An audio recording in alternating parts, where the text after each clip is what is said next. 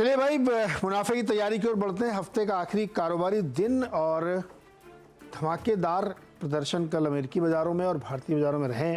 आज कैसा दिन गुजरेगा इस पे बातचीत होगी। बहुत सारे रिजल्ट्स हैं, बहुत सारे इवेंट्स हैं जिस पे हम लोग फोकस करेंगे। गुड मॉर्निंग अनुज। Good morning Neeraj ji. Good morning आशीष। गुड मॉर्निंग साहब। वो शोले फिल्म याद आ जाती है, वो जो सिक्का हमेशा हेड ही दिखाता है। क्योंकि यहाँ पे हमारे यहाँ पे क्या है, चित भी मेरी पट भी मेरी। कल सुबह हम डिस्कस कर रहे थे कि ग्लोबल क्यूज खराब है, कुछ फर्क नहीं पड़ता क्योंकि हमारी मार्केट अपनी चाल चलती है और क्रूड पे फोकस करती है।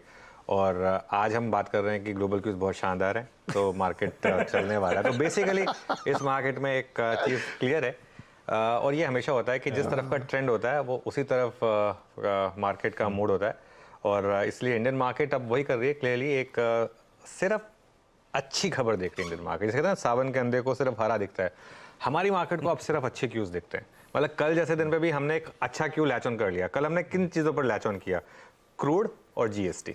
कल के आप मार्केट देख लीजिए। कल जो सुबह हमारी बात हुई थी कि स्टॉक स्पेसिफिक रही है और उसी में पैसा बनेगा। एक दिन के लिए इंडेक्स को छोड़ भी देंगे तो कोई टेंशन नहीं है।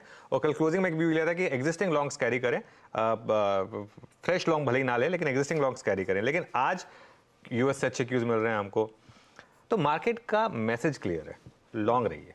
इस मार्केट में लॉन्ग रहिए, पैसा बनेगा आपका लॉन्ग रहने पर, और पैसा बनेगा आपका हर छोटी हर बड़ी डिप में ऐड करने पर।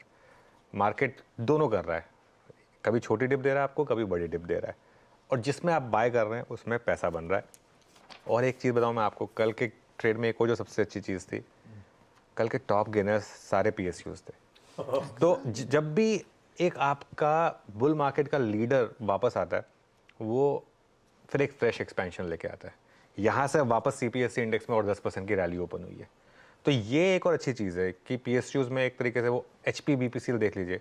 परसों आईओसी के इतने खराब नंबर के बाद कल क्या भागा आईओसी को मार्केट को। ये थोड़ा सा एक क्या होता है ना, एक समझ से चलने की चीज़ है। हो सकता है इस क्वार्टर के नंबर, हो सकता है क्या इस क्वार्टर के नंबर खराब ही आएंगे ऑल मार्केटिंग कंपनीज के, लेकिन वो मार्केट को पता है क्योंकि इस क्वार्टर में वो इलेक्शन थे तो वो रेट प्राइस कट आ गया, प्लस प्राइस बढ़ा नहीं पाए। तो ये सब, तो यही तो मौके होते हैं बाय करने के। तो यहाँ से फिर आप लॉन्ग ही रहें, इकोनॉमी फेसिंग स्टॉक पर फोकस करें, उन पीएसयूज पर फोकस करें जो अभी भी 52 वीक से दूर हैं। मेरे ख्याल से ये यहाँ पे एक ट्रेड रह गई है ना, वो ये रह गई है कि जिन पीएसयूज में अभी भी 52 वीक हाई नहीं लगाए या जो करेक्ट हो चुके हैं और अब वापस चलने शुरू हुए हैं, वहाँ पे फ्रेश 52 वीक हाई लगेगा। ये आपके लिए ट्रेड हो सकती है। ऑब्वियसली इंडेक्स में क्या करना है इस पर हम आएंगे कुछ देर में, स्ट्रैटेजी भी डिस्कस करेंगे, लेकिन बेसिक चीज़ ये है कि लीडर्स के साथ बने रहें। बिल्कुल ठीक है। और कल वाकई वो स्टॉक स्पेसिफिक एक्शन की सुबह चर्चा हुई थी, और क्या दिन था, क्या गजब का स्टॉक स्पेसिफिक मूव, कई सारी पॉकेट्स, क्या गजब का आउट परफॉर्मेंस, तगड़ी बाइंग देखने को मिली, और इंडेक्स भी बढ़िया कंसोलिडेट होके दिया। और आज इंडिकेशंस हैं कि अब कल की कंसोलिडेशन के बाद थोड़ा सा मोमेंटम पकड़ेंगे। गिफ्ट निफ्टी कह रहा है भाई आधे % से ज्यादा के उछाल के साथ आज के कामकाज की शुरुआत होगी। ऐसे में ग्लोब का मूड और आज की स्ट्रैटेजी पर डिटेल में बातचीत, लेकिन पहले इस वक्त की टॉप हेडलाइंस।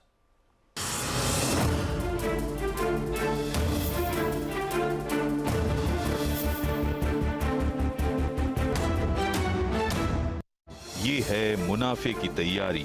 सीएनबीसी आवाज मोतीलाल ओसवाल स्टूडियो से लाइव।